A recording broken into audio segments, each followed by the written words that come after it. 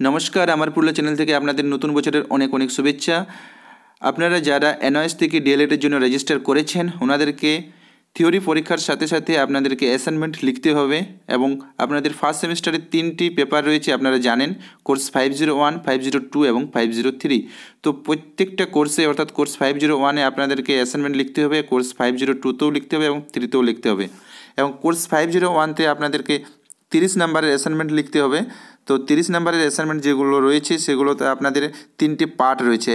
Assignment 1 সেখানে 2টো question রয়েছে, assignment 2তে আপনাদের 2টো কোয়েশ্চেন রয়েছে 5 নম্বরের এবং অ্যাসাইনমেন্ট 3তে একটা কোয়েশ্চেন রয়েছে 10 নম্বরের।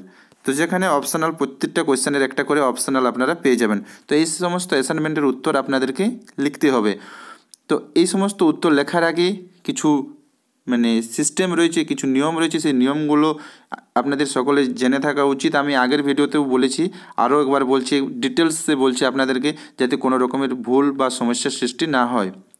তো প্রথমত আপনাদেরকে একটা কথা বলে রাখি অ্যাসাইনমেন্টের নিয়মাবলী বলার আগে, যে আপনারা যারা অ্যাসাইনমেন্ট লিখতে শুরু করে দিয়েছেন, এরকম মেসেজ হোয়াটসঅ্যাপ বা ফেসবুকতে এসেছে যে আমি অ্যাসাইনমেন্ট লিখে দিয়েছি, আমার 501 কমপ্লিট হয়ে গেছে, খুব ভালো। কিন্তু তার আগে আপনাদেরকে একটু কথা জেনে রাখুন এই সমস্ত কথাগুলো, যে সমস্ত অ্যাসাইনমেন্টগুলো আপনারা লিখছেন সেই সমস্ত অ্যাসাইনমেন্ট কিন্তু কোনো বন্ধুর কাছ থেকে নেওয়া বা কোনো পাবলিশার্স বা কোনো জায়গা থেকে কপি করা কিন্তু লিখবেন না।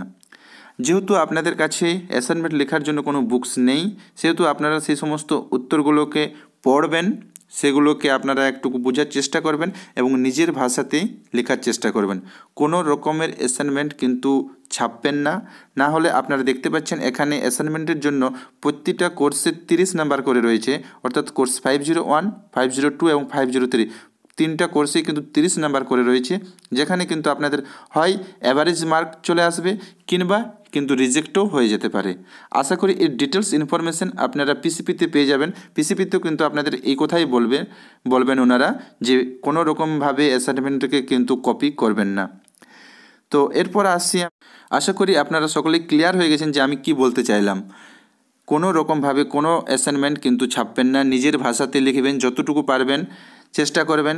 আর এই দিকে যে ওয়ার্ড লিমিট রয়েছে সেই ওয়ার্ড লিমিটগুলোকে ফলো করার চেষ্টা করবেন, কিন্তু কোনো রকমভাবে সম্পূর্ণভাবে অন্যের বা কোনো পাবলিশার্স বুক থেকে লিখবেন না। এরপরে আসছি সেই সমস্ত অ্যাসাইনমেন্টের নিয়মাবলীর উপরে, যে সমস্ত নিয়মাবলী কিন্তু আমি আগের ভিডিওতেও বলেছি, কিন্তু আমি আরও একবার আপনাদেরকে সকলকে বলে রাখি। তো দেখতে পাচ্ছেন এটা হচ্ছে এই পেজটা, এটা ছত্তিশগড় থেকে এই অ্যাসাইনমেন্ট লেখার কিছু নিয়ম জারি করা হয়েছিল। তো আশা করি ওয়েস্ট বেঙ্গলের ক্ষেত্রেও এই ধরনের, এগুলো কমন নিয়ম, এগুলো সাধারণ নিয়ম, তো এগুলো ওয়েস্ট বেঙ্গলের ক্ষেত্রেও জারি করা হবে। তো আপনাদের অবশ্যই এই সমস্ত নিয়মাবলীগুলো একটু গুরুত্ব সহকারে দেখুন। আমি এগুলো যতটা সম্ভব আপনাদেরকে বোঝানোর চেষ্টা করছি। তো ফার্স্ট এখানে নিয়ম বলা হয়েছিল যে অ্যাসাইনমেন্ট, নিয়ম না ঠিক নয় এটা, ফার্স্ট বলা হয়েছে যে আপনারা অ্যাসাইনমেন্ট কিন্তু এনওএসের সাইট থেকে পেয়ে যাবেন, nos.ac DLED স্টাডি ASPX। এখানে এনওএসের সাইটে গিয়ে আপনারা অ্যাসাইনমেন্ট যে কোনো ল্যাঙ্গুয়েজতে ডাউনলোড করতে পারবেন। আপনারা আশা করি এখন পর্যন্ত সকলেই ডাউনলোড করে নিয়েছেন। আমি এর আগে ডাউনলোডের অ্যাসাইনমেন্টের ভিডিও বানিয়ে দিয়েছি আপনাদেরকে। তো আশা করি এখন পর্যন্ত ওয়েস্ট বেঙ্গলে যতজন শিক্ষক রয়েছেন বা এই চ্যানেলের মধ্যে যতজন রয়েছেন সকলেই কিন্তু অ্যাসাইনমেন্টকে ডাউনলোড করে নিয়েছেন। এরপর আসছি 2 নম্বর অপশানতে, অ্যাসাइनमेंट जमा करने की अंतिम तिथि 21 जनवरी 2018 होगी। তো দেখুন, এটা ছত্তিশগড়ের যে সমস্ত টিচার রেজিস্টার করেছেন ওনাদের ক্ষেত্রে জারি করা হয়েছে, ছত্তিশগড় থেকে জারি করা হয়েছে, ওখানে স্টাডি সেন্টার থেকে জারি করা হয়েছে 21 জানুয়ারি। কিন্তু পুরো ইন্ডিয়া বা অন্যান্য স্টেটের ক্ষেত্রে অ্যাসাইনমেন্ট জমা দেওয়ার লাস্ট ডেট দেওয়া হয়েছে 20 থেকে 31 জানুয়ারির মধ্যে। তো আপনারা যারা অ্যাসাইনমেন্ট লিখছেন এইটার মধ্যে এই টার্গেট রাখবেন যে 20 থেকে 31-এর মধ্যে আপনাদের যে কোনো একটা ডেট হতে পারে বা এর মাঝামাঝি হতে পারে, এর মধ্যে আপনাদেরকে বলতে পারে। তো আপনারা যারা, তার আপনাদের হাতে কিন্তু এখন 20 দিন সময় রয়েছে, সেই 20 দিনের মধ্যে আপনাদেরকে সম্পূর্ণভাবে অ্যাসাইনমেন্ট লিখতে হবে। তো অবশ্যই অ্যাসাইনমেন্ট লেখা কিন্তু ধীরে ধীরে শুরু করে দিন যারা এখনও শুরু করেননি, আর এই সমস্ত নিয়মগুলোকে একটু ফলো করার চেষ্টা করবেন। তারপরে দেখুন, প্রত্যেক বিষয় অর্থাৎ 501, 502 এবং 503 है, तो 3 असाइनमेंट अर्थात कुल मिलाकर 9 असाइनमेंट बनाया जाना है। তো আপনাদেরকে আমি আগেও বললাম যে আপনাদেরকে প্রত্যেকটা অ্যাসাইনমেন্টের 3টে পার্ট রয়েছে, 3টে পার্টের প্রত্যেকটা পেপারতে 3টে অ্যাসাইনমেন্ট রয়েছে, 3টে অ্যাসাইনমেন্টে আপনাদেরকে মোট করে 9টা অ্যাসাইনমেন্ট বানাতে হবে। তো আমি আরও একবার দেখিয়ে দিচ্ছি আপনাদেরকে। দেখুন কোর্স 501-তে অ্যাসাইনমেন্ট 1, অ্যাসাইনমেন্ট 2 এবং অ্যাসাইনমেন্ট 3 তিনটে অ্যাসাইনমেন্ট রয়েছে। কোর্স 502-তেও তিনটে রয়েছে এবং কোর্স 503-তেও তিনটা রয়েছে। তো তিনটাতে মোট 9টা অ্যাসাইনমেন্ট হচ্ছে আপনাদেরকে। আর এর পরের ভিডিওতে আমি বলে দেবো আপনাদেরকে যে কীভাবে আপনারা সেই বুকগুলোকে বাইন্ডিং করবে এবং কীভাবে আপনারা অ্যাসাইনমেন্টগুলোকে মানে কাজে লাগাবেন বা কীভাবে আপনারা কমপ্লিটলি প্রিপারেশন করবেন। তো কোর্স 501-এর জন্য কিন্তু আপনি একটাই মানে কপি বানাবেন, কোর্স 502-র জন্য একটাই বানাবেন এবং কোর্স 503-র জন্য একটাই বানাবেন।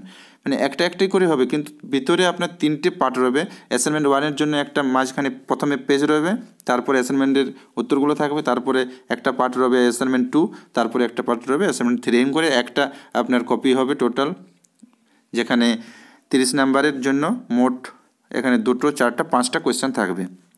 এভাবে কোর্স 501, 502 এবং 50 থাকবে। এরপরের নিয়মে আমি চলে আসছি। তারপর দেখুন কি বলছে, असाइनमेंट A4 साइज के सादे कागज़ अथवा A4 साइज के लाइन वाले कागज़ का उपयोग किया जाता है। तो আমি আগের ভিডিওতে আপনাদেরকে এটা বলেছি যে আপনারা A4 সাইজে লিখতে শুরু করুন। A4 সাইজের পেজে আপনারা দেখুন একটা কথা এখানে গুরুত্বপূর্ণ যে ওয়েস্ট বেঙ্গলে থেকে যারা সমস্ত শিক্ষক D.el.ed-এর জন্য অ্যাডমিশন নিয়েছেন ওনারা সাদা কাগজেই লিখবেন। এখানে ছত্তিশগড়ের নিয়মে যদিও দুটো বলা হচ্ছে, তো আপনারা দুটোতে লিখতে পারেন। এখানে আমি আপনাদেরকে মানে বলছি যে আপনারা বেশি সাদা কাগজে লিখলে ভালো হয়। মানে বিহার, ঝাড়খণ্ড বা ছত্তিশগড় ওই দিকে ওই সাইডে বেশি রুল ইউজ করা হয়, কিন্তু আমাদের ওয়েস্ট বেঙ্গলের ক্ষেত্রে বেশি হোয়াইট পেজ ইউজ করা হয়। তো আপনারা হোয়াইট পেজে লিখুন, তাহলে ভালো হয়। আর যদি আপনাদের কিছু অসুবিধা থাকে, হ্যান্ড রাইটিংয়ের কিছু প্রবলেম থাকে, লাইনের কিছু প্রবলেম থাকে, তো আপনারা A4 লাইন পেজেও লিখতে পারেন। কাগজকে এক তরফ অথবা দোনো তরফ লেখা যা सकते हैं।